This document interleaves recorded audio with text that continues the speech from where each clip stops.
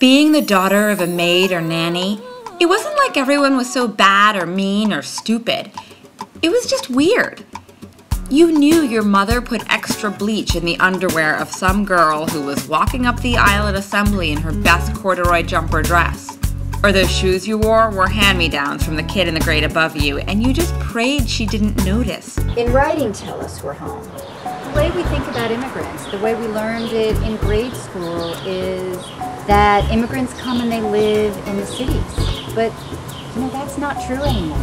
And as any kid can tell you, in their town, in their schools, immigrants are living in the suburbs too. Every morning when the train would pull in into our little town, you would see the nannies and the housekeepers stepping down off the train and walking up the block with their Dunkin' Donuts coffee, going into all the different pretty houses here. And then you'd see the parents coming down the hill and getting on the next train and heading off into the city. There was like this shift change that was happening. If you went into the parks, you'd see the nannies and the housekeepers, you know, the babysitters taking care of the children. What's it like to have a mom whose job it is to take care of other kids?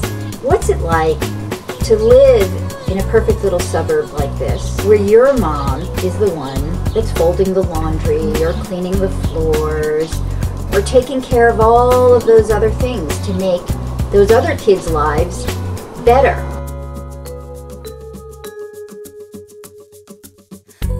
Most of the girls in Meadowbrook knew each other from way back. Wedged under their refrigerator magnets are snapshots of them running through sprinklers when they were in diapers. Back where Jaya came from, they didn't even know what a playdate was. So Jaya learned to fit herself into a place just on the outskirts of everything. Revolution. Lola Svetlovsky was sitting in Mr. Cohen's social studies class, dreaming of revolution. Battle plans, marches. It was weird, she knew. But Lola loved to read about huge cataclysmic change, about worlds turning upside down. Maria was sitting cross-legged on the grass at Grove Field, watching the white boys play sports. Their bodies seemed made of light. They spiraled, they ducked, they flew.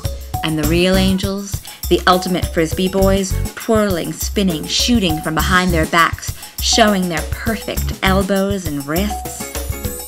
It was so amazing that the three girls found each other. It was a kind of miracle. The three of them would try to meet on Tuesdays, sometimes other days too, pooling the change they found on their mother's bureaus for a Starbucks frat. They found a bench in the park they declared was theirs. In the beginning they laughed hard, swapping stories and hurts, amazed that there could be anyone else who understood. 2 hours could melt away, and Jaya would look up and suddenly realize the whole afternoon had passed. That's why their friendship was so right. This hadn't happened to any of them since they'd come to America. They could be outside together. In fact, they forgot they were outside at all.